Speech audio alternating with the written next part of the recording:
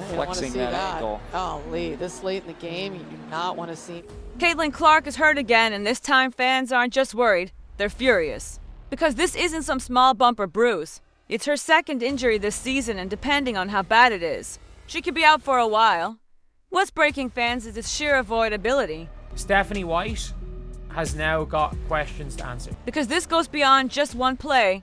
It's a storm that's been building all season long. From the refs to rival players to the Fever's own choices. Caitlin Clark isn't being protected the way she should be.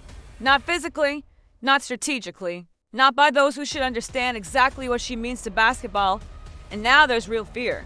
Not just for Caitlin's health, but for her entire career and, by extension, for the fate of the WNBA itself. We've already witnessed what happens when she's missing from the court, reading slip.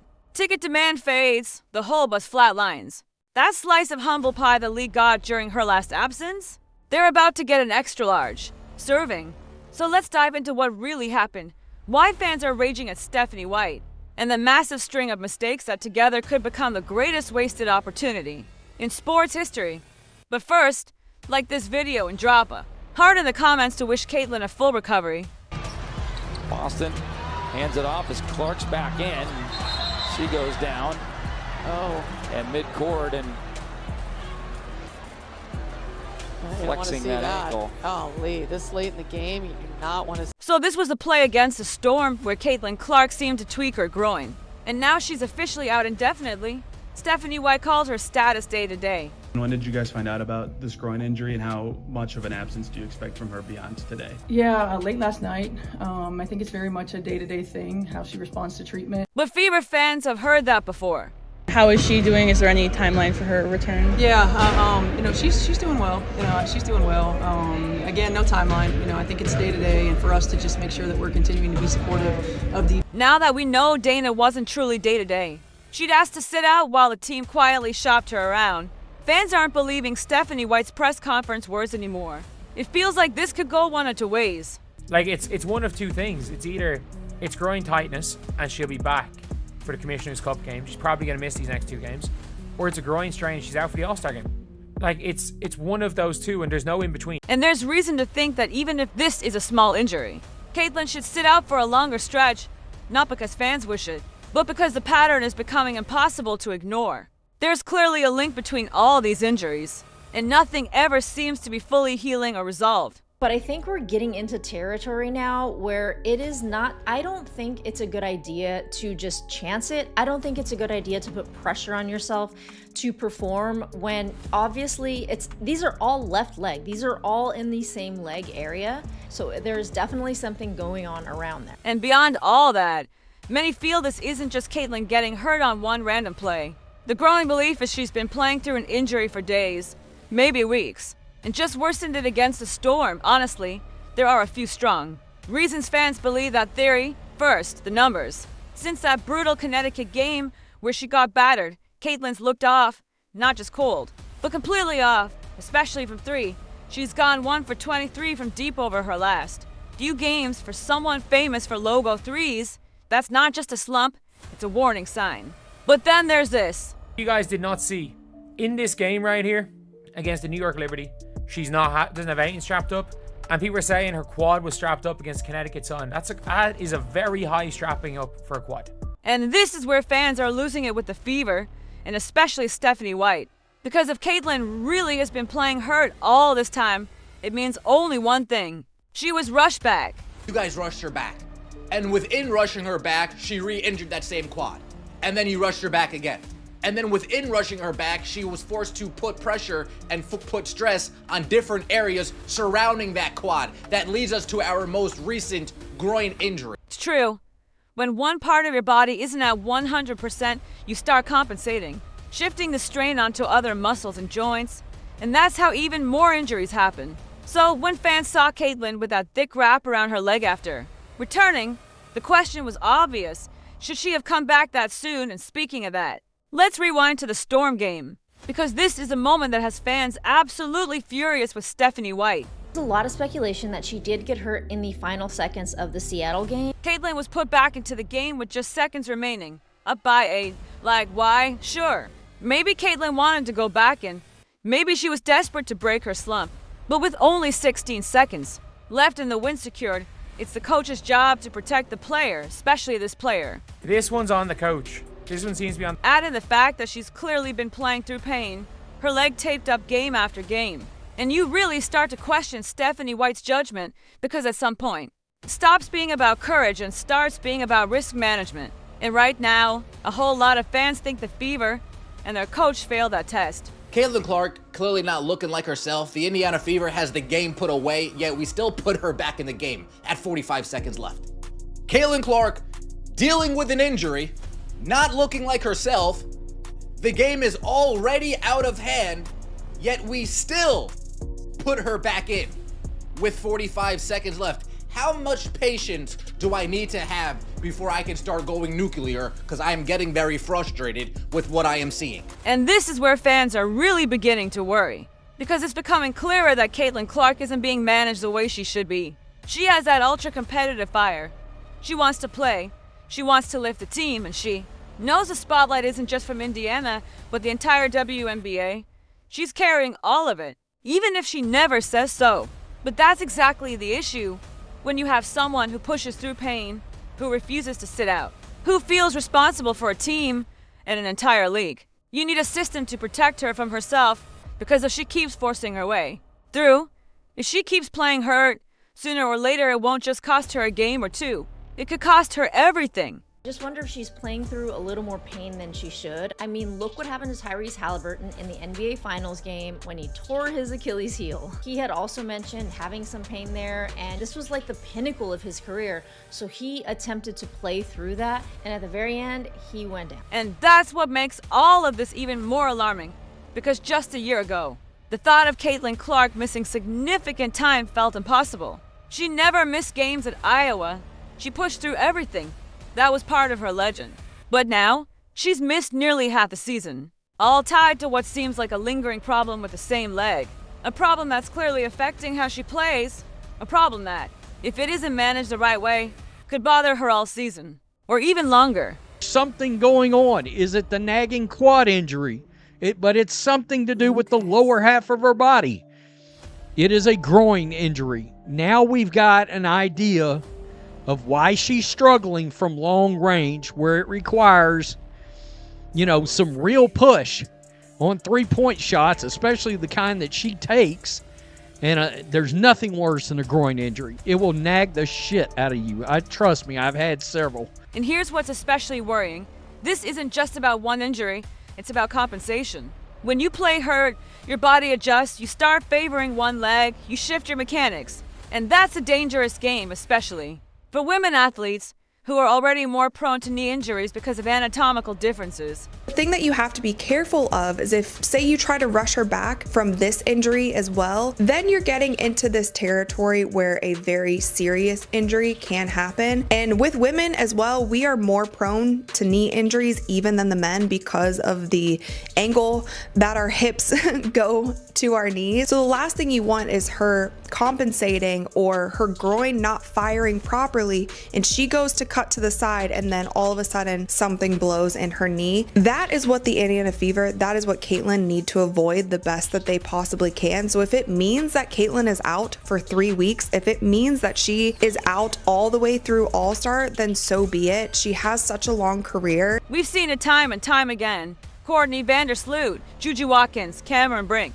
The list of star women's players who've gone down with serious knee injuries is long and heartbreaking. An ACL tear isn't just a setback, it ends the season. It's a career-defining moment that can derail everything. And here's a nightmare scenario. What if that happened to Caitlin Clark?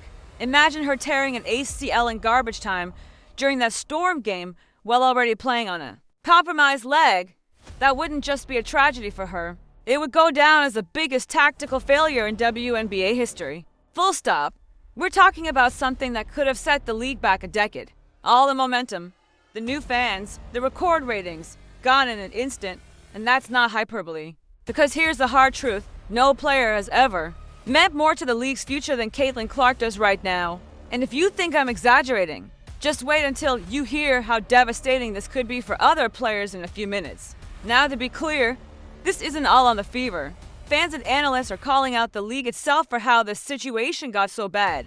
because the officiating has been atrocious and it's played a massive role in this entire mess. And like, they just kept shoving Caitlyn. They're like, well, they can't just keep calling fouls. I'm like, they're literally just running around hacking her. The referees have made it like a point that this is how you beat the Fever. You hack them. You don't even, it's not being physical. You just hack them. Because the referees are going to allow them to be hacked. It's no secret that the Fever have constantly gotten the short end of the whistle this season. And nowhere is that clearer than with Caitlin Clark, game after game. Opposing players take free shots at her, bumps, grabs, body checks, and walk away without any consequence. Fans have been sounding the alarm for weeks. But the game against the Sun was when everything finally boiled over. Because it wasn't just the now infamous eye poke or the brutal body check that sent fans into outrage. It was everything that built up to that moment. This is JC Sheldon right here with an entire handful of Caitlin Clark's shoulder and bicep, and she's twisting it. Okay? I mean, this is wild. Here's the zoomed out look, the snapshot. I mean, this league does not have control of its players. But this kind of physicality is apparently woven into the WNBA's DNA.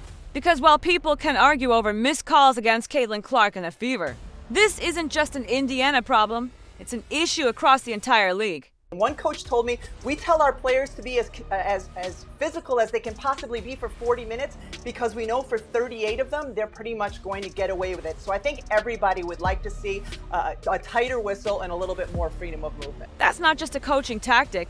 It's an admission that the refs aren't doing their job. When coaches build game plans around physicality because the league won't enforce its own rules, that's when players get hurt. And it's not just Caitlin. Jade Melbourne from the Mystics literally got her tooth knocked out by an unnecessary elbow while I was writing the script. No exaggeration. That just happened. Another reminder that when the league chooses, let them play over a player's safety. The consequences are very real. This has been happening for years. It's nothing new, but now it's threatening them. One player who is single-handedly saving the league, and if you really want to go forensic with it, here's something a lot of fans are connecting. Caitlin Clark added a significant amount of muscle this off-season. Everyone saw it, the flexing, on the sidelines, the added bulk. It was a big storyline heading into the year. But the reason she had to bulk up was because she was getting battered last season. The message was clear. If you're going to survive in this league, you'd better build armor. But here's a twist. When you rapidly add muscle, especially in your core and legs, it can mess with your mechanics. Your stride changes. Your lift on shots changes, and most importantly, your risk of injury spikes if your movement patterns haven't fully adapted yet. So yeah, maybe, just maybe, if the league told officials to actually enforce the rules, she wouldn't have had to build herself into a linebacker just to survive a season. Maybe if the league toned down the physicality a bit instead of celebrating it as a selling point, we wouldn't be standing here, on the edge of another Caitlin Clark injury spiral. It does make me wonder if a player like SGA can get all these fouls called, maybe the refs should call them similarly for Caitlin. Because if the players defending Clark know that they're going to get a whistle every time they hand check her or cover her physically, they will probably do it a lot less. And I get it, you're trying to neutralize this player, but you know, we've entered the realm of player safety here, and Caitlin Clark, who has now gone out for a third time, so I think that this needs to be reassessed. And just to be clear, no one's saying Caitlin Clark should be immune from contact. Physicality is part of the game. That's basketball. That's sports. But there's a massive difference between playing tough defense and blatantly ignoring obvious fouls or letting dirty play slide. What fans are asking for isn't special treatment. It's basic rule enforcement, and that starts with the refs. Call the fouls. Stop swallowing the whistle just because it's Caitlin, then it's on the lead to back that up. Find the players who cross the line. Suspend the repeat offenders and set a standard. But it also begins with something deeper, respect from other players. Respect for the star who's not just growing the game, but putting food on everyone's table, whether they want to admit it or not. Caitlin Clark is a rising tide lifting all boats. And if you look at other leagues, like the NBA or NHL, stars get protected. It's kind of mind-boggling that none of this has been addressed, because what happens next, it's going to be ugly again. Also a huge blow to the WNBA. Whether some fans like it or not, it was proven the last time that she was out with injury that the WNBA does better when she is on the court. The WNBA ratings across the league dropped by over 50% when Caitlin Clark was out with injury, and this is obviously such a crucial time and a crucial year for the league because they go into CBA negotiations at the end of the year. It's to the point where this isn't even a debate anymore. It's a measurable pattern. When Caitlin Clark is out, ratings fall off a cliff, viewership stalls, social engagement disappears, and suddenly the WNBA goes quiet. But the moment she returns, boom, and it's because of moments like this. It's the nerve, the second-year players clearing out that side of the floor, shooting on Stewie, and then watch the reaction with one another. Stewie's laughing, Caitlin knows it's ridiculous. Just out there having a good time. Caitlin's return against the Liberty wasn't just a feel-good moment, it was a ratings earthquake. That game pulled into 0.2 million viewers and peaked at 2.8 million, making it one of the highest-rated games in WNBA history. Because when Caitlin's on the floor, people show up in the arena and on their screens, but now, we're about to watch those numbers tank again, and it gets worse. There's a real chance Caitlin misses the Commissioner Cup Final, a marquee event meant to boost league excitement and revenue. Even worse, she could miss the All-Star game. That would be a full-blown ratings disaster, and for the players, the stakes aren't just about exposure, it's cold hard cash. Even if Caitlin misses just one of those events, the ripple effect could mean millions lost in potential at dollars, bonuses, merchandise, and momentum. This isn't just about the fever. It's not even just about Caitlin anymore. The entire league is gambling with its biggest ticket, and fans know it. I need to get in the field. You need to come to the meetings. I gotta get in the meetings because I'm hearing like, yeah, they don't give us, if y'all don't give us what we want, like, we sitting out. That's a possibility, for real. Yeah. If WNBA players think they have any leverage left after a second Caitlin Clark hiatus, they're kidding themselves. Owners aren't going to cave to demands knowing that Caitlin Clark is driving everything. The ratings, the merch, the media, buzz, and when she's not on the court, the numbers collapse, everyone sees it now. Her first injury closed the coffin on player leverage. This one nails it shut, it's over. And the craziest part, the league and the players still don't seem to get it. But Caitlin's fans, they do. This groin injury, and how much of an absence do you expect from her beyond today? Yeah, late last night. I think it's very much a day-to-day thing, how she responds to treatment. I stay in my lane and let our Who gives a shit how she responds to treatment? Keep her out for a week. Keep her out for a week or two. Let's make sure she's healthy. 110%, 150%. Right now, the trust is gone. Fans have seen enough. A league that punishes its biggest star on the court and a team that won't protect her, even when she's clearly in pain, isn't just failing Caitlin Clark, it's risking the future of the women's game.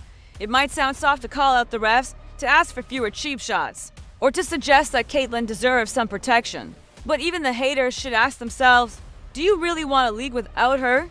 If you're still here, drop a basketball in the comments to let me know. Thanks for watching, and I'll catch you next.